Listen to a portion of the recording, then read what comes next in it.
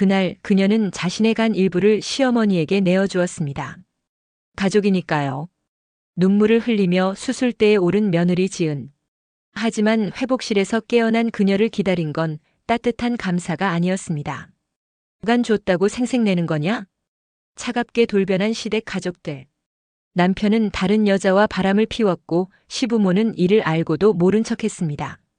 생활비를 벌기 위해 밤낮으로 일하는 그녀 앞에 놓인 건 끝없는 무시와 모욕뿐이었습니다. 모든 걸 포기하려던 그 순간. 로또 1등 87억 원. 하늘이 준 단 한 번의 기회였습니다. 이제 끝이에요. 지은은 아무에게도 말하지 않았습니다. 그리고 조용히 그러나 단호하게 자신의 인생을 되찾기 시작했습니다. 희생은 사랑이 아니었습니다. 진짜 사랑은 자기 자신을 지키는 것에서 시작됩니다. 지금부터 그 긴 여정을 따라가 보겠습니다.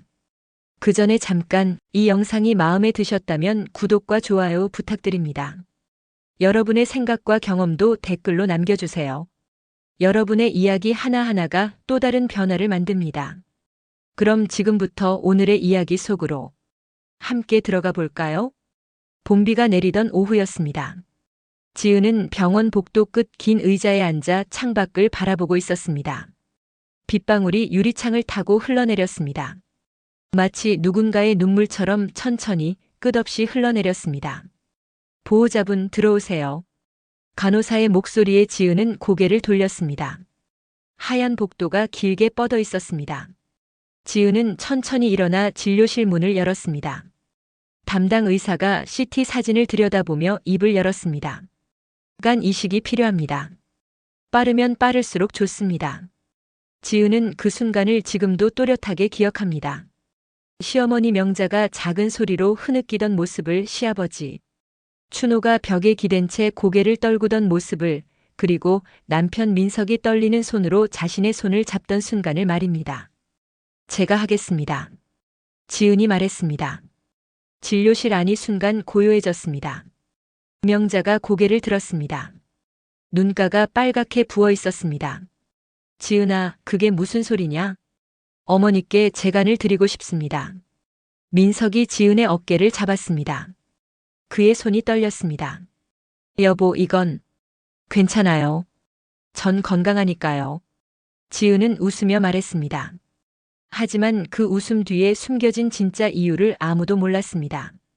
지은은 단 한 번도 가족이라는 울타리 안에서 살아본 적이 없었습니다. 지은은 8살 때 부모님을 잃었습니다. 고속도로에서 일어난 추돌 사고였습니다. 빗길이었고 앞차가 급정거를 했고 아버지는 피할 시간이 없었습니다. 지은은 그날 학교에 남아 방과 후 수업을 듣고 있었습니다. 담임 선생님이 조용히 지은을 불렀을 때 지은은 무언가 잘못되었다는 걸 직감했습니다. 그 후 지은은 이모 댁을 전전했습니다. 친척들은 번갈아가며 지은을 맡았습니다. 하지만 아무도 진심으로 원하지 않았습니다. 지은은 그걸 알았습니다. 10살짜리 아이도 눈치는 볼 수 있었습니다. 밥을 먹을 때마다 미안했고 웃을 때마다 조심스러웠습니다. 고등학교를 졸업하자마자 지은은 독립했습니다. 편의점에서 야간 아르바이트를 하며 대학을 다녔습니다. 졸업 후에는 작은 회계 사무소에 취직했습니다. 그렇게 혼자 살았습니다. 명절에도 생일에도 아플 때도 혼자였습니다. 지은은 외로움에 익숙해졌다고 생각했습니다. 하지만 익숙해진다는 건 아프지 않다는 뜻이 아니었습니다. 그저 아픔을 견디는 법을 배웠다는 뜻이었습니다. 민석을 만난 건 회사 근처 카페에서였습니다. 지은이 서류 가방을 떨어뜨렸고 민석이 주워주었습니다. 그는 수줍게 웃으며 명함을 건넸습니다. 중소기업 영업팀 과장이었습니다. 첫 만남은 수줍었지만 민석은 꾸준했습니다. 매주 같은 시간에 같은 카페에서 지은을 기다렸습니다.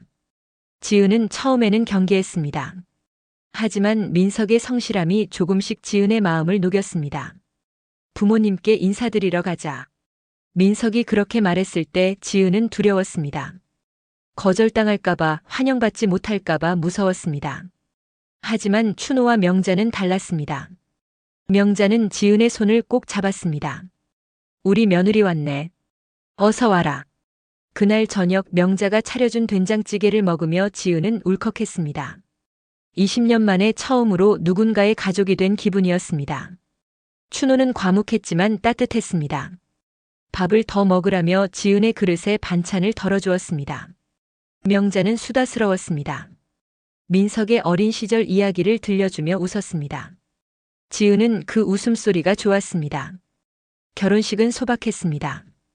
하객도 많지 않았습니다. 지은 쪽 하객석은 텅 비어 있었습니다. 명자가 그걸 보더니 지은의 어깨를 감싸 안았습니다. 이제 우리가 내 가족이다. 외롭지 마라. 지은은 그때 처음으로 결혼식장에서 눈물을 흘렸습니다. 행복해서 우는 게 이런 거구나, 그렇게 생각했습니다. 신혼집은 시댁에서 가까운 빌라 2층이었습니다. 명자는 일주일에 2~3번 반찬을 가져다 주었습니다. 김치도 담가주고 장도 담가주었습니다. 지은은 그때마다 감사했습니다. 민석은 성실한 남편이었습니다. 매일 정시에 퇴근했고 주말에는 지은과 함께 시장을 보러 다녔습니다. 평범하지만 따뜻한 일상이었습니다. 결혼 6개월쯤 지났을 때였습니다. 민석이 퇴근하고 들어와 지은의 손을 잡았습니다. 표정이 어두웠습니다. 여보, 할 말이 있어. 무슨 일이에요? 민석은 잠시 망설이다가 입을 열었습니다. 실은 우리 어머니가 간암이에요. 지은의 표정이 굳었습니다. 결혼 전부터 아프셨는데 말씀 안 하셨어. 내가 너한테 미리 말했어야 했는데. 지금이라도 병원 가보셔야죠. 그게 이미 상당히 진행됐대. 이식이 필요한 상황이고. 민석의 목소리가 떨렸습니다. 가족 중에 혈액형이 맞는 사람이 없어. 아버지도 안 맞고 나도 안 맞아. 지은은 민석의 손을 꼭 잡았습니다. 검사 받아볼게요. 제 혈액형이 맞을지도 모르잖아요. 여보, 가족이잖아요. 며칠 후 명자가 쓰러졌습니다. 복통을 호소하더니 갑자기 의식을 잃었습니다. 119를 부르고 응급실로 실려갔습니다. 검사 결과는 예상보다 심각했습니다. 당장 이식이 필요한 상태였습니다. 이식이 유일한 방법입니다. 의사의 말에 춘호는 무너졌습니다. 민석은 말을 잃었습니다. 명자는 그저 천장을 바라보며 눈물만 흘렸습니다. 지은은 그 모습을 보며 결심했습니다. 이 가족을 지켜야 한다고, 내가 할 수 있는 일이 있다면 해야 한다고 생각했습니다. 검사를 받았습니다. 혈액형이 맞았습니다. 건강 상태도 양호했습니다. 의사는 이식이 가능하다고 했습니다. 민석은 반대했습니다. 여보, 이건 너무 위험해. 다른 방법을 찾아보자. 다른 방법이 없잖아요. 시간도 없고요. 그래도 민석 씨, 전 괜찮아요. 정말이에요. 수술 전날 밤 명자가 지은의 손을 잡았습니다. 고맙다, 지은아. 정말 고맙다. 지은은 웃으며 대답했습니다. 가족이잖아요, 어머니. 수술은 성공적이었습니다. 지은의 간 일부가 명자에게 이식되었습니다. 회복실에서 깨어났을 때 민석이 지은의 손을 잡고 울고 있었습니다. 고생했어, 여보. 춘호도 왔습니다. 명자도 휠체어를 타고 왔습니다. 모두가 지은에게 감사하다고 말했습니다. 지은은 행복했습니다. 드디어 진짜 가족이 되었다고, 이제 더 이상 외롭지 않을 거라고 믿었습니다. 하지만 그 믿음은 오래가지 못했습니다. 퇴원 후 한 달쯤 지났을 때였습니다. 지은이 시댁을 방문했을 때 명자의 표정이 달라져 있었습니다. 차갑고 날카로웠습니다. 지은이 건넨 과일 바구니를 받으면서도 눈을 마주치지 않았습니다. 괜히 왔네. 바쁠 텐데. 지은은 이상했습니다. 하지만 혹시 컨디션이 안 좋은가 싶어 넘어갔습니다.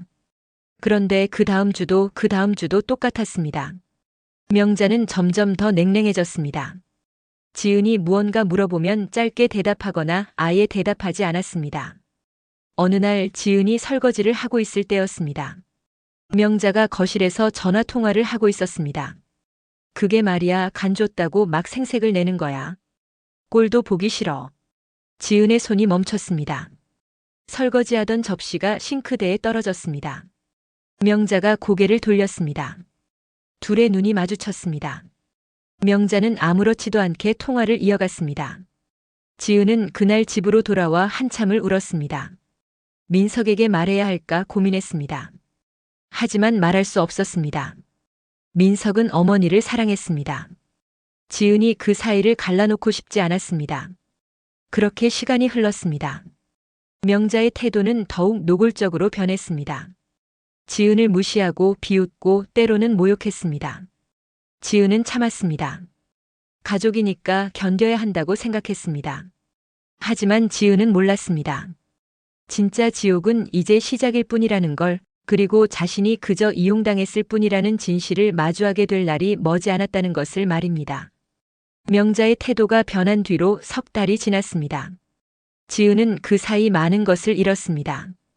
웃음을, 여유를, 그리고 가족이라는 환상을 잃었습니다. 어느 토요일 오후였습니다. 지은은 시댁 거실 소파에 앉아 있었습니다. 명자가 차를 내오며 쟁반을 탁 소리나게 놓았습니다. 찻잔 속 물이 출렁였습니다. 요즘 민석이 얼굴이 안 좋던데. 명자가 말했습니다. 지은은 조심스럽게 대답했습니다. 회사 일이 많아서 그런가 봐요. 회사 일? 집안일도 제대로 못 챙기면서 무슨 회사 일이야. 지은은 입을 다물었습니다. 명자는 계속 말을 이었습니다. 남편 관리도 못하는 여자가 무슨 집안을 꾸려. 그러니까 민석이가 힘들어하지. 지은의 손이 무릎 위에서 꼭 쥐어졌습니다. 하지만 아무 말도 하지 않았습니다. 춘호가 안방에서 나오며 거실을 가로질렀습니다. 지은을 보고도 인사도 없이 지나쳤습니다. 지은은 그날도 일찍 집으로 돌아왔습니다. 민석은 집에 없었습니다. 요즘 들어 자주 그랬습니다. 늦게 들어오고 일찍 나갔습니다. 지은이 말을 걸면 피곤하다며 방으로 들어갔습니다. 대화는 점점 줄어들었습니다. 그러던 어느 날 민석이 저녁을 먹다 말고 입을 열었습니다. 여보, 내가 요즘 주식을 좀 하고 있어. 지은은 숟가락을 놓았습니다.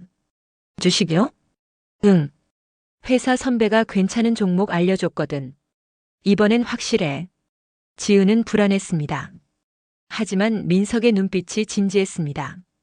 얼마나 하시려고요? 많지 않아. 1,000만 원 정도? 1,000만 원이요? 금방 불려서 돌려놓을게. 걱정 마. 지은은 뭔가 말하려다 멈췄습니다. 민석은 이미 결정한 표정이었습니다. 지은은 그저 고개를 끄덕였습니다. 한 달이 지났습니다. 민석은 점점 더 휴대폰만 들여다봤습니다. 출근 전에도 퇴근 후에도 심지어 밤늦게까지도 차트를 확인했습니다. 표정은 점점 어두워졌습니다. 이번엔 확실하다던데. 민석이 중얼거렸습니다. 지은이 다가가 물었습니다. 어떻게 됐어요? 조금만 더 기다리면 돼. 조금만. 하지만 기다림은 희망이 아니라 절망으로 바뀌었습니다. 2달 후 민석은 1,000만 원이 아니라 3,000만 원을 잃었습니다. 예금을 깼고 신용대출을 받았습니다. 그리고 모두 날렸습니다. 미안해. 민석이 고개를 숙이며 말했습니다. 지은은 아무 말도 할 수 없었습니다. 화가 났지만 동시에 무너진 남편의 모습이 안쓰러웠습니다. 일단 제가 뭐라도 해볼게요. 지은은 그렇게 말했습니다. 다음 날부터 지은은 야간 편의점 아르바이트를 시작했습니다. 낮에는 회계 사무소에서 일했고 저녁 9시부터 새벽 2시까지 편의점에서 일했습니다. 집에 돌아오면 새벽 3시였습니다. 씻고 자면 4시, 일어나는 건 7시였습니다. 몸은 지쳤습니다. 눈 밑에 다크서클이 내려앉았고 손끝이 자주 저렸습니다. 하지만 멈출 수 없었습니다. 생활비를 벌어야 했고 대출 이자를 갚아야 했습니다. 민석은 미안하다는 말만 반복했습니다. 하지만 달라지는 건 없었습니다. 여전히 늦게 들어왔고 여전히 휴대폰만 보았습니다. 지은은 지쳐갔습니다. 몸도 마음도 점점 무너졌습니다. 어느 주말이었습니다. 지은이 빨래를 개다가 민석의 셔츠를 집어들었습니다. 코끝에 낯선 향수 냄새가 스쳤습니다. 달콤하고 화사한 향이었습니다. 지은이 쓰는 향수가 아니었습니다. 지은은 셔츠를 들고 거실로 나갔습니다. 민석이 소파에 앉아 TV를 보고 있었습니다. 이거 무슨 냄새예요? 민석이 고개를 돌렸습니다. 뭐? 이 셔츠요. 향수 냄새 나는데. 아, 그거? 회식 때 옆에 앉았던 여직원 향수 냄새 배인 것 같은데. 여직원이요? 응. 신경 쓰지 마. 민석은 다시 TV를 보았습니다. 지은은 그 모습을 한참 바라보다가 방으로 돌아왔습니다. 가슴 한편이 무거웠습니다. 불길한 예감은 틀리지 않았습니다. 며칠 후 지은은 민석의 휴대폰이 거실 테이블 위에 놓인 걸 발견했습니다. 화면에 메시지 알림이 떠 있었습니다. 오빠 어제 재밌었어요. 다음엔 언제 또 만나요? 발신자는 세라였습니다. 지은의 손이 떨렸습니다. 휴대폰을 집어들었다가 다시 내려놓았습니다. 심장이 빠르게 뛰었습니다. 민석이 씻고 나왔습니다. 여보, 이거. 지은이 휴대폰을 가리키며 말했습니다. 민석의 얼굴이 굳었습니다. 그게 세라가 누구예요? 회사 후배야. 그냥 친하게 지내는. 그냥 친하게요? 다음에 또 만나자는 게요? 민석은 대답하지 않았습니다. 지은은 목소리를 낮추며 물었습니다. 뭐 하시는 거예요, 지금? 아무것도 아니야. 오해하지 마. 오해요? 이게 오해예요? 민석은 짜증스럽게 손을 휘저었습니다. 아, 진짜. 별거 아니라니까. 그냥 밥 한 번 같이 먹은 거야. 밥만 먹었어요? 그래, 밥만 먹었어. 하지만 민석의 눈이 흔들렸습니다. 지은은 알았습니다. 거짓말이라는 걸, 뭔가 숨기고 있다는 걸 느꼈습니다. 그날 밤 지은은 잠들지 못했습니다. 옆에 누운 민석의 숨소리가 낯설게 느껴졌습니다. 함께 산 지 2년이 넘었지만 처음으로 이 사람이 낯설었습니다. 며칠 뒤 지은은 민석의 회사 근처를 지나게 되었습니다. 업무차 방문한 거래처가 그 근처에 있었습니다. 점심시간이었습니다. 지은은 무심코 주변을 둘러봤습니다. 그때 민석이 보였습니다. 그 옆에 젊은 여자가 있었습니다. 긴 생머리에 화사한 옷차림이었습니다. 둘은 나란히 걸으며 웃고 있었습니다. 민석이 여자의 어깨에 손을 올렸습니다. 너무나 자연스럽게 익숙하게. 지은은 그 자리에 멈춰 섰습니다. 다리에 힘이 풀렸습니다. 가슴이 무너지는 것 같았습니다. 민석과 그 여자는 카페 안으로 들어갔습니다. 지은은 한참을 그 자리에 서 있었습니다. 그날 저녁 지은은 시댁에 들렀습니다. 명자에게 말해야 할 것 같았습니다. 시어머니라면 뭔가 말해줄 것 같았습니다. 어머니, 말씀 좀 드릴 게 있어요. 명자가 고개를 들었습니다. 민석이가 요즘 이상해요. 다른 여자를. 알아. 명자가 지은의 말을 끊었습니다. 지은은 멈칫했습니다. 알고 계세요? 그래, 알지. 세라 그의 말이지? 지은은 입이 벌어졌습니다. 그럼 왜? 왜? 뭘 어쩌라고? 남자들 다 그렇게 사는 거야. 어머니, 그게 무슨 말씀이세요? 명자가 차갑게 웃었습니다. 내가 집안일을 제대로 했으면 민석이가 그랬겠어? 내가 남편을 잘 챙겼으면 밖에서 찾겠어? 지은은 말문이 막혔습니다. 간 하나 줬다고 대단한 줄 아나 본데 그거 가지고 평생 우리를 붙잡고 있을 생각이야? 저는 그런 게 아니에요. 아니긴 뭐가 아냐. 맨날 그 표정으로 다니면서 우리 보고 미안하라는 거지. 지은은 더 이상 말할 수 없었습니다. 목이 메었습니다. 춘호가 안방에서 나왔습니다. 거실을 가로질러 현관으로 향했습니다. 아버님. 지은이 불렀습니다. 춘호는 멈칫하더니 돌아봤습니다. 민석이 일하세요? 춘호는 잠시 지은을 바라보다가 입을 열었습니다. 어차피 애들 일이잖아. 알아서 하겠지. 그리고 신발을 신고 나갔습니다. 지은은 그 자리에 그대로 서 있었습니다. 명자가 차를 마시며 말했습니다. 이제 알았으면 됐으니까 돌아가. 지은은 그날 밤 집으로 돌아와 소파에 주저앉았습니다. 울어야 할지 화를 내야 할지 알 수 없었습니다. 그저 텅 빈 기분만 들었습니다. 일주일 뒤 지인을 통해 소식을 들었습니다. 민석이 명자, 춘호와 함께 제주도 여행을 다녀왔다는 것이었습니다. 그리고 세라도 함께였다는 것이었습니다. 지은은 손이 떨렸습니다. 휴대폰을 쥔 손에 힘이 들어갔습니다. 화면이 흐릿하게 보였습니다. 눈물이 고였지만 흘리지 않았습니다. 그날 밤 민석이 집에 돌아왔습니다. 지은은 거실에 앉아 있었습니다.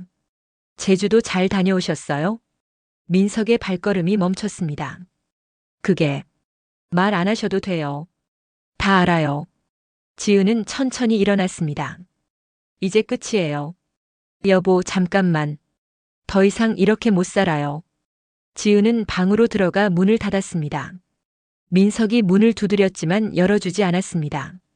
지은은 침대에 앉아 창밖을 바라봤습니다. 이제 결정해야 했습니다.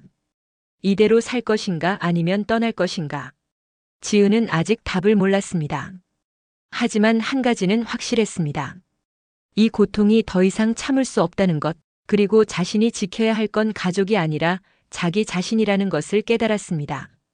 지은은 더 이상 싸우지 않았습니다. 민석이 늦게 들어와도 묻지 않았고 시댁에서 연락이 와도 가지 않았습니다. 그저 출근하고 편의점에서 일하고 집에 돌아와 잠들기를 반복했습니다. 어느 목요일 오후였습니다. 지은은 회사 근처 편의점에 들렀습니다. 점심을 거르고 일했기 때문에 삼각김밥 하나를 집어들었습니다. 계산대 옆 로또 용지가 눈에 들어왔습니다. 지은은 별 생각 없이 로또 한 장을 샀습니다. 자동으로 번호를 찍었습니다. 예전에도 가끔 샀지만 당첨된 적은 없었습니다. 그저 습관처럼 무언가 바뀌길 바라는 희망 같은 것이었습니다. 토요일 밤이었습니다. 지은은 편의점 야간 근무를 마치고 집으로 돌아왔습니다. 새벽 2시가 넘었습니다. 민석은 집에 없었습니다. 지은은 씻고 침대에 누웠습니다. 잠이 오지 않았습니다. 휴대폰을 집어들고 무심코 로또 당첨 번호를 검색했습니다. 숫자들이 화면에 떴습니다. 지은은 지갑에서 로또를 꺼냈습니다. 하나씩 번호를 대조했습니다. 첫 번째 숫자가 맞았습니다. 두 번째도 맞았습니다. 세 번째, 네 번째, 다섯 번째, 여섯 번째까지 모두 맞았습니다. 지은은 손이 떨렸습니다. 다시 한번 확인했습니다. 틀림없었습니다. 1등이었습니다. 지은은 로또를 내려놓았습니다. 심장이 빠르게 뛰었습니다. 현실감이 없었습니다. 꿈을 꾸는 것 같았습니다. 휴대폰으로 당첨금을 검색했습니다. 87억 원이었습니다. 지은은 한참을 가만히 앉아 있었습니다. 울음이 나올 것 같았지만 나오지 않았습니다. 웃음이 나올 것 같았지만 그것도 나오지 않았습니다. 그저 텅 빈 기분만 들었습니다. 다음 날 아침 지은은 일찍 일어났습니다. 민석은 여전히 집에 없었습니다. 지은은 로또를 가방에 넣고 집을 나섰습니다. 은행 문이 열리기를 기다렸습니다. 은행 직원이 지은을 상담실로 안내했습니다. 지은은 로또를 내밀었습니다. 당첨 확인 부탁드려요. 직원이 번호를 확인하더니 눈이 커졌습니다. 잠시만요, 지점장님께 여쭤볼게요. 지점장이 왔습니다. 공손하게 인사했습니다. 축하드립니다, 고객님. 1등 당첨이십니다. 새 계좌를 만들고 싶어요. 비밀 계좌로요. 물론입니다. 이쪽으로 오시죠. 절차는 조용히 진행되었습니다. 세금을 제하고 약 60억 원이 지은의 계좌로 들어왔습니다. 통장에 찍힌 숫자를 보면서도 실감이 나지 않았습니다. 가족분들께는 말씀하셨습니까? 지점장이 물었습니다. 지은은 고개를 저었습니다. 아무에게도 말하지 않을 거예요. 현명하신 선택이십니다. 지은은 은행을 나왔습니다. 거리는 평소와 같았습니다. 사람들이 걷고 차들이 지나갔습니다. 아무것도 달라지지 않았습니다. 하지만 지은의 세계는 완전히 달라졌습니다.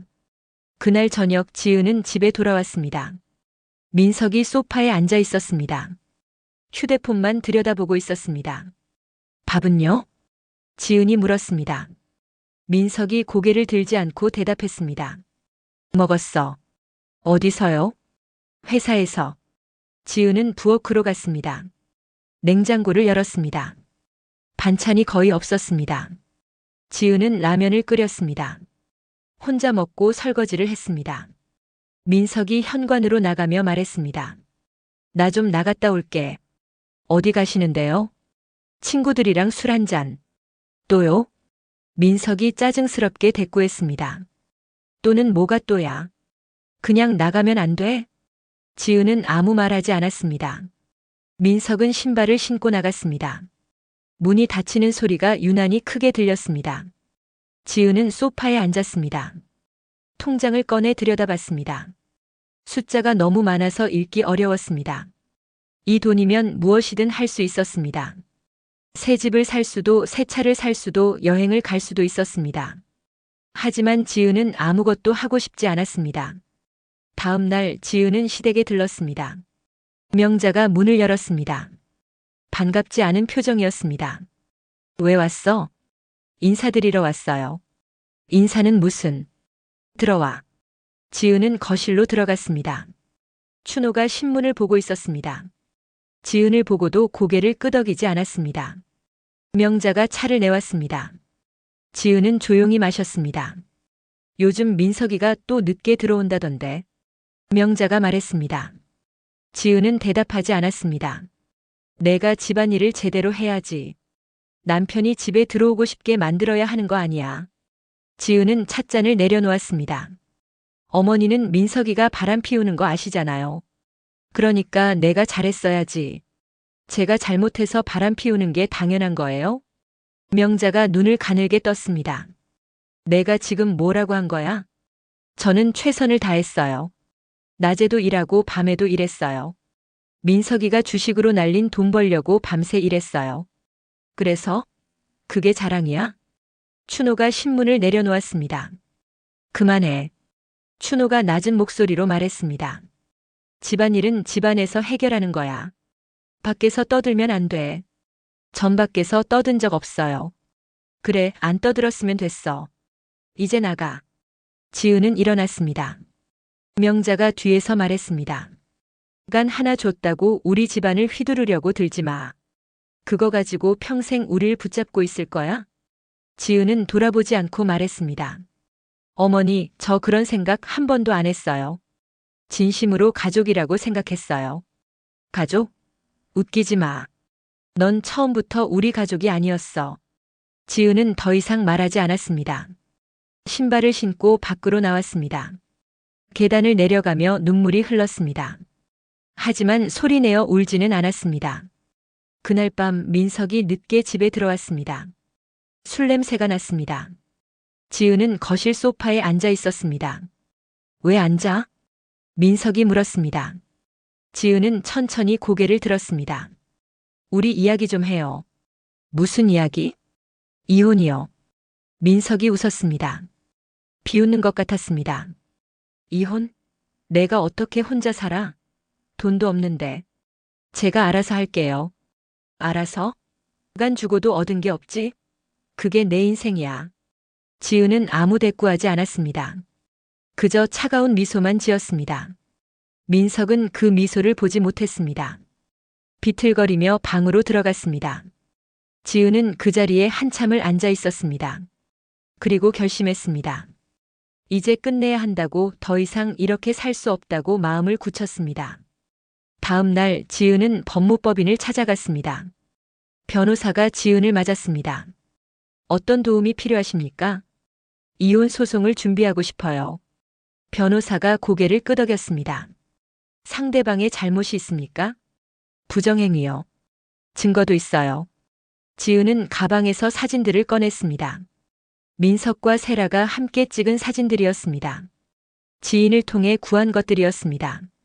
이 정도면 충분합니다. 위자료 청구도 가능하고요. 위자료는 세라에게도 청구할 수 있나요? 물론입니다. 배우자 있는 사람과의 부정행위는 불법행위에 해당합니다. 지은은 계약서에 서명했습니다. 변호사가 말했습니다. 걱정하지 마세요. 제가 최선을 다해 도와드리겠습니다. 지은은 법무법인을 나왔습니다. 하늘이 맑았습니다. 구름 한 점 없이 깨끗한 하늘이었습니다. 지은은 깊게 숨을 들이마셨습니다. 그날 저녁 지은은 편의점 야간 근무를 하지 않았습니다. 사장에게 그만둔다고 말했습니다. 사장은 아쉬워했지만 이해한다고 했습니다. 집에 돌아온 지은은 짐을 정리하기 시작했습니다. 옷가지들을, 책들을, 자잘한 물건들을 박스에 담았습니다. 많지 않았습니다. 결혼하며 가져온 것도 별로 없었고 살면서 산 것도 많지 않았습니다. 민석이 들어왔습니다. 뭐 하는 거야? 짐 싸는 거예요. 왜? 나갈 거니까요. 민석이 비웃었습니다. 어디로? 돈도 없는데. 지은은 대답하지 않았습니다. 계속 짐을 쌌습니다. 민석은 한참을 지켜보다가 방으로 들어갔습니다. 지은은 마지막 박스를 테이프로 봉했습니다. 그리고 거실을 둘러봤습니다. 2년을 살았던 곳이었습니다. 행복했던 기억도 있었지만 고통스러웠던 기억이 더 많았습니다. 지은은 마음속으로 마지막 문을 닫았습니다. 이제 끝이었습니다. 새로운 시작이 기다리고 있었습니다. 두렵지 않았습니다. 오히려 기대되었습니다. 그날 밤 지은은 창밖을 바라보며 생각했습니다. 하늘이 준 이 기회를 절대 헛되이 쓰지 않겠다고 다짐했습니다. 그리고 자신을 아프게 했던 모든 사람들에게 제대로 된 대가를 치르게 하겠다고 마음먹었습니다. 이혼 조정이 성립된 날 지은은 법원 복도를 혼자 걸어 나왔습니다. 뒤에서 민석이 뭔가 소리쳤지만 돌아보지 않았습니다. 햇살이 눈부셨습니다. 지은은 선글라스를 꺼내 썼습니다. 위자료는 민석에게서 3천만 원, 세라에게서 2천만 원을 받았습니다. 민석은 돈이 없다고 울부짖었지만 법원은 분할 납부를 명령했습니다. 세라는 회사를 그만뒀다고 했습니다. 지은은 그 돈이 필요하지 않았습니다. 하지만 받아야 했습니다. 그들이 치러야 할 최소한의 대가였습니다. 일주일 후 지은은 강남의 고급 아파트로 이사했습니다. 30평형대의 깨끗한 집이었습니다. 전망이 좋았고 햇빛이 잘 들었습니다. 가구는 새로 샀습니다. 심플하고 모던한 스타일로 골랐습니다. 침대에 누워 천장을 바라보던 첫날 밤 지은은 울었습니다. 하지만 슬픔의 눈물은 아니었습니다. 해방감에서 나온 눈물이었습니다. 더 이상 누군가의 눈치를 보지 않아도 되었습니다. 더 이상 상처받지 않아도 되었습니다. 다음 날부터 지은은 바빴습니다. 회계 사무소에 사직서를 냈습니다. 소장은 아쉬워했지만 축하한다고 말했습니다. 좋은 곳으로 가시는 거죠? 네, 제 길을 찾아가려고요. 지은은 작은 세무 컨설팅 회사를 설립했습니다. 자본금은 5억 원으로 잡았습니다. 사무실은 강남역 근처 오피스텔을 임대했습니다. 직원은 2명을 채용했습니다. 경력 많은 세무사와 젊은 사무원이었습니다. 대표님, 명함 디자인 확인 부탁드립니다. 사무원이 시안을 보여주었습니다. 지은은 고개를 끄덕였습니다. 이걸로 진행하세요. 명함에는 지은의 이름과 대표이사라는 직함이 새겨졌습니다. 처음으로 자기 이름으로 된 명함이었습니다. 회사는 천천히 하지만 확실하게 자리를 잡아갔습니다. 지은은 예전 직장에서 알던 거래처들에게 연락했습니다. 몇몇은 일을 맡겼습니다. 실력을 인정받으면서 입소문이 났습니다. 지은은 달라졌습니다. 옷차림이 달라졌습니다. 백화점에서 품격 있는 옷들을 샀습니다. 화려하지 않지만 세련된 스타일이었습니다. 머리도 단정하게 관리했습니다. 미용실에서 트리트먼트를 받고 메이크업도 배웠습니다. 말투도 달라졌습니다. 예전처럼 조심스럽지 않았습니다. 차분하지만 단호했습니다. 필요한 말은 명확하게 했습니다. 불필요한 말은 하지 않았습니다. 걸음걸이도 달라졌습니다. 당당했습니다. 고개를 들고 앞을 보며 걸었습니다. 더 이상 누구의 시선도 두렵지 않았습니다. 석 달이 지났습니다. 어느 토요일 오후 지은은 백화점에 들렀습니다. 명품 매장에서 가방을 보고 있었습니다. 판매원이 친절하게 설명했습니다. 이 제품은 올 시즌 신상이고요. 색상이 정말 고급스럽습니다. 이걸로 주세요. 지은은 망설이지 않고 카드를 건넸습니다. 400만 원짜리 가방이었습니다. 예전 같았으면 상상도 못할 금액이었습니다. 포장을 받고 나오는데 누군가 지은을 빤히 쳐다봤습니다. 지은은 그 시선을 느꼈지만 돌아보지 않았습니다. 당당하게 앞으로 걸어갔습니다. 그 사람은 민석이었습니다. 민석은 멍하니 지은의 뒷모습을 바라봤습니다. 명품 가방을 든 지은의 모습이 낯설었습니다. 옷차림도 분위기도 완전히 달랐습니다. 민석은 그날 밤 잠을 이루지 못했습니다. 세라와 함께 살고 있었지만 행복하지 않았습니다. 세라는 일자리를 잃은 뒤 계속 투정만 부렸습니다. 돈은 계속 나갔습니다. 위자료 분할금도 내야 했고 생활비도 벌어야 했습니다. 민석은 지인을 통해 지은을 알아봤습니다. 누군가 말했습니다. 지은이 강남에 회사를 차렸다고, 고급 아파트에 산다고, 비싼 차를 몬다고 했습니다. 민석은 이해할 수 없었습니다. 지은이 어떻게 그럴 수 있는지 궁금했습니다. 더 깊이 파고들었습니다. 그리고 알아냈습니다. 지은이 로또 당첨자라는 사실을 알게 되었습니다. 민석은 충격을 받았습니다. 분노가 치밀었습니다. 자기와 결혼했을 때 당첨됐다면 그 돈은 자기 것이기도 했다고 생각했습니다. 후회가 밀려왔습니다.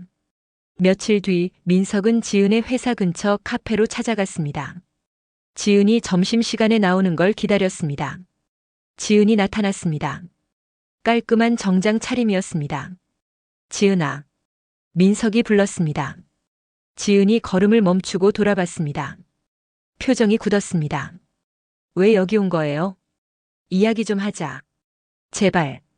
지은은 잠시 망설이다가 카페 안으로 들어갔습니다.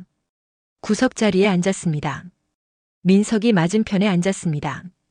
뭘 마실래? 아무것도 안 마실 거예요. 할 말만 하세요. 민석은 손을 떨며 입을 열었습니다. 지은아, 내가 미쳤었어. 정말 미쳤었어. 지은은 아무 말 없이 민석을 바라봤습니다. 세라는 아무것도 아니야. 그냥 정신없을 때 실수한 거였어. 실수요? 1년 넘게 만났는데요. 민석이 말을 잇지 못했습니다. 지은은 차갑게 말했습니다. 이제 와서 무슨 말을 하려는 거예요? 다시 시작하면 안 될까? 난 아직도 널 사랑해. 지은은 웃었습니다. 하지만 따뜻한 웃음이 아니었습니다. 사랑이요? 민석 씨가 저를 사랑한 적이 있나요? 있었어. 진심이었어. 그럼 왜 바람 피웠어요? 왜 절 무시했어요? 왜 부모님이 절 괴롭히는 걸 보고만 있었어요? 민석은 대답하지 못했습니다. 고개를 숙였습니다. 제가 간 이식 수술 받고 나서도요, 전 민석 씨 가족을 믿었어요. 힘들어도 참으면 언젠가 달라질 거라고 생각했어요. 지은의 목소리가 떨렸습니다. 하지만 눈물은 흐르지 않았습니다. 근데 달라진 건 아무것도 없었어요. 오히려 더 나빠졌죠. 미안해. 정말 미안해. 민석이 눈물을 흘렸습니다. 하지만 지은은 흔들리지 않았습니다. 이제 로또 당첨된 거 아시죠? 민석의 얼굴이 굳었습니다. 그래서 찾아온 거예요? 돈 때문에요? 아니야. 진짜 아니야. 거짓말 마세요. 민석 씨 눈빛 보면 알아요. 지은은 가방을 집어들었습니다. 민석 씨, 내 인생에서 가장 후회되는 건 당신에게 시간을 준 거예요. 지은아. 그 시간들이 아깝고 제 자신이 불쌍해요. 왜 진작 떠나지 못했을까 매일 후회해요. 민석이 지은의 손을 잡으려 했습니다. 지은은 손을 뿌리쳤습니다. 다시는 저한테 연락하지 마세요. 이제 우린 남이에요. 지은은 자리에서 일어났습니다. 민석이 다급하게 말했습니다. 제발 한 번만 더 기회를. 민석 씨는 이미 기회를 다 썼어요. 저는 더 이상 민석 씨에게 줄 게 없어요. 지은은 카페를 나섰습니다. 뒤에서 민석이 뭔가 외쳤지만 돌아보지 않았습니다. 햇빛이 따뜻했습니다. 지은은 깊게 숨을 들이마셨습니다. 그날 저녁 지은은 아파트 거실 소파에 앉아 와인을 마셨습니다. 창밖으로 서울의 야경이 펼쳐졌습니다. 반짝이는 불빛들이 아름다웠습니다. 휴대폰이 울렸습니다. 모르는 번호였습니다. 받지 않았습니다. 다시 울렸습니다. 민석이었을 겁니다. 지은은 번호를 차단했습니다. 지은은 생각했습니다. 자신이 걸어온 길을, 앞으로 걸어갈 길을 생각했습니다. 아직 끝나지 않았습니다. 명자와 춘호가 남아 있었습니다. 그들에게도 대가를 치르게 해야 했습니다. 하지만 급하지 않았습니다. 천천히 확실하게 할 것입니다. 그들이 얼마나 큰 실수를 했는지 깨닫게 만들 것입니다. 지은은 와인잔을 들어 올렸습니다. 창밖을 향해 잔을 기울였습니다. 새로운 시작을 위하여. 지은은 혼잣말처럼 중얼거렸습니다. 그리고 미소 지었습니다. 진짜 미소였습니다. 오랜만에 마음 깊은 곳에서 나온 웃음이었습니다. 밤은 깊어갔습니다. 하지만 지은의 미래는 이제 막 밝아오고 있었습니다. 더 이상 누구의 그늘에 가려지지 않을 것입니다. 더 이상 누구에게도 무시당하지 않을 것입니다. 지은은 이제 자기 인생의 주인공이었습니다. 그 누구도 아닌 오직 자신만을 위해 사는 삶이 시작되었습니다. 그리고 그 시작은 생각보다 아름다웠습니다. 지은이 자리에서 일어서자 민석도 벌떡 일어났습니다. 카페 안 사람들의 시선이 모였습니다. 지은은 가방을 챙겨 들고 출구로 향했습니다. 지은아, 잠깐만. 민석이 뒤따라왔습니다. 지은은 걸음을 멈추지 않았습니다. 카페 문을 밀고 나왔습니다. 민석이 뒤에서 소리쳤습니다. 너 지금 나한테 이러는 거야? 지은은 돌아보지 않았습니다. 민석이 달려와 지은의 손목을 세게 잡았습니다. 지은이 놀라 뒤를 돌아봤습니다. 놓으세요. 놓긴 뭘 놔. 너 그 돈으로 나 버리고 잘난 척하는 거냐? 민석의 목소리가 높아졌습니다. 지나가던 사람들이 멈춰 섰습니다. 내가 없었으면 너 같은 게 시집이라도 왔겠어? 지은의 얼굴이 굳었습니다. 손목이 아팠습니다. 민석의 소나기가 점점 세졌습니다. 우리 가족 살리겠다고 간준 것도 결국 내 체면 차리려고 한 거잖아. 그게 무슨 말이에요? 손 놓으세요. 지은이 손목을 빼려 했지만 민석은 놓지 않았습니다. 오히려 더 세게 잡았습니다. 그 돈도 그 인생도 결국 내 덕분이야. 내가 결혼 안 해줬으면 넌 지금도 혼자 외롭게 살았을 거야. 지은의 눈빛이 차가워졌습니다. 민석 씨 덕분이요? 제가 지옥 같은 삶을 살았던 게 민석 씨 덕분이에요? 뭐? 지금 뭐라고 한 거야? 민석이 손목을 비틀었습니다. 지은이 신음을 흘렸습니다. 그때 낮지만 단단한 목소리가 들렸습니다. 손 치우십시오. 검은 정장 차림의 남자가 다가왔습니다. 키가 크고 어깨가 넓었습니다. 단정한 얼굴에 차분한 눈빛이었습니다. 지은의 운전기사 도현이었습니다. 민석이 고개를 돌렸습니다. 뭐야, 너 누군데? 대표님 손목에서 손 떼시라고 했습니다. 도현의 목소리는 조용했지만 단호했습니다. 민석이 비웃었습니다. 대표님? 웃을래. 이거 내 와이프인데 상관할 거 없잖아. 전 와이프 아니에요. 지은이 말했습니다. 도현이 한 걸음 더 다가왔습니다. 마지막으로 말씀드립니다.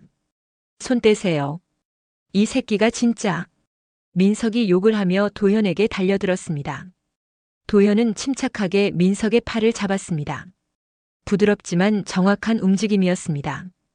유도 기술이었습니다. 민석은 순식간에 바닥에 넘어졌습니다. 등이 땅에 닿으며 신음이 터져 나왔습니다.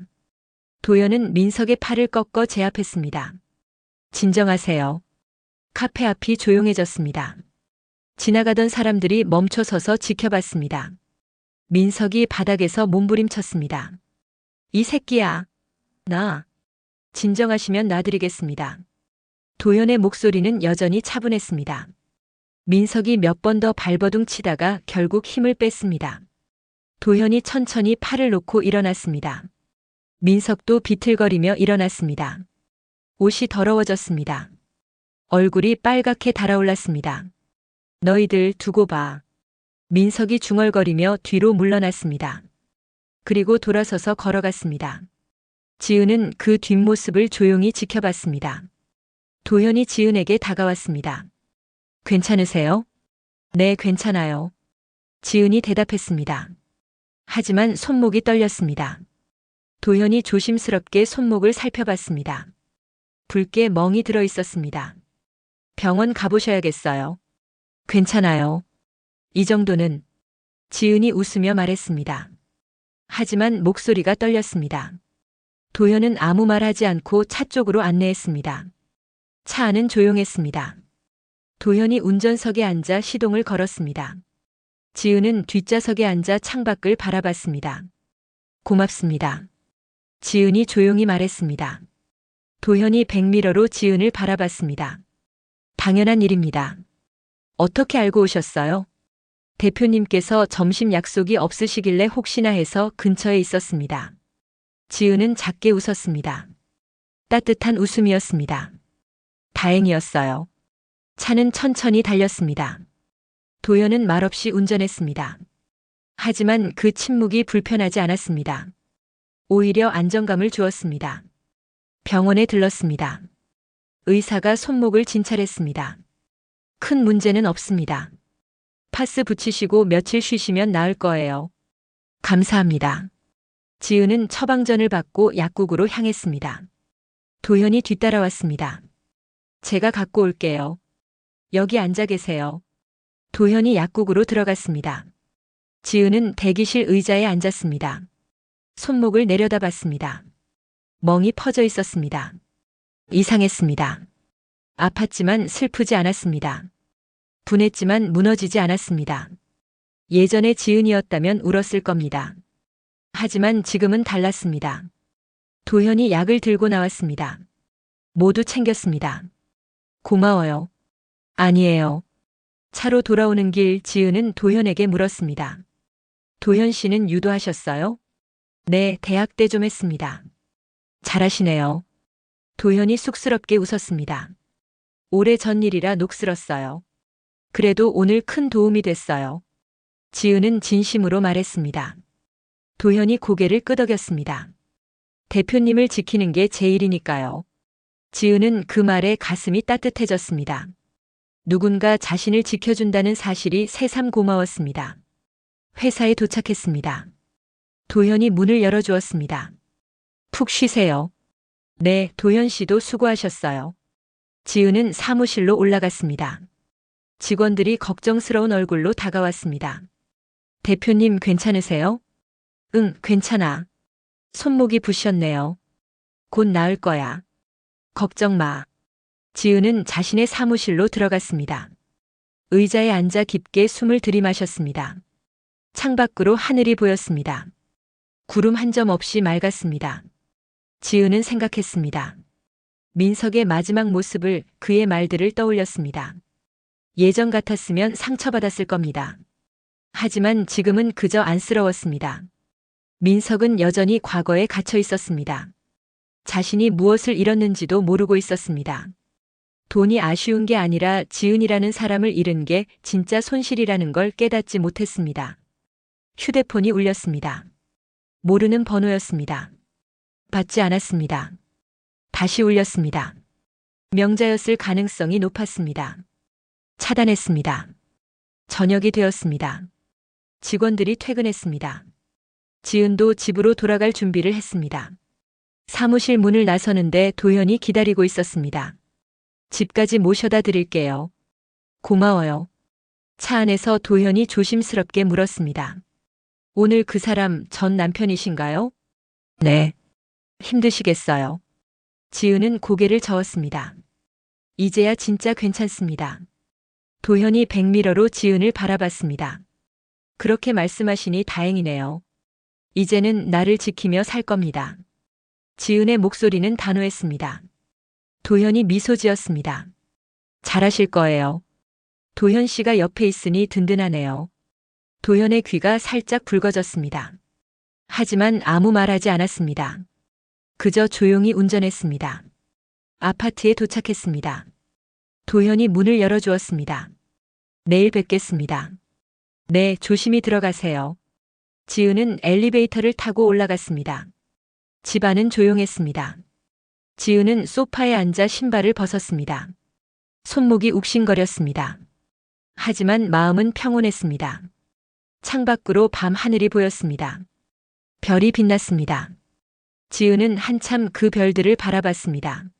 문득 깨달았습니다. 자신이 더 이상 외롭지 않다는 것을, 누군가 곁에 있다는 것을, 그리고 이제는 진짜 자유롭다는 것을 느꼈습니다. 그날 밤 지은은 오랜만에 편안하게 잠들었습니다. 악몽도 없었고 불안도 없었습니다. 그저 고요하고 따뜻한 잠이었습니다. 새벽녘 지은은 눈을 떴습니다. 창문 틈으로 햇살이 들어왔습니다. 새로운 아침이었습니다. 새로운 하루였습니다. 지은은 미소 지으며 일어났습니다. 오늘도 내일도 그 다음 날도 계속될 삶이 기대되었습니다. 다시는 과거로 돌아가지 않을 것입니다. 다시는 그 손을 잡지 않을 것입니다. 지은의 새로운 봄은 이미 시작되었습니다. 그리고 그 봄은 생각보다 따뜻하고 생각보다 아름다웠습니다. 곁에 함께할 사람들과 함께 지은은 자신만의 길을 걸어갈 것입니다. 끝이 아니라 새로운 시작이었습니다. 영상이 마음에 드셨다면 구독과 좋아요 부탁드립니다. 그리고 여러분의 이야기를 댓글로 들려주세요. 당신의 한마디가 또 다른 변화를 만듭니다.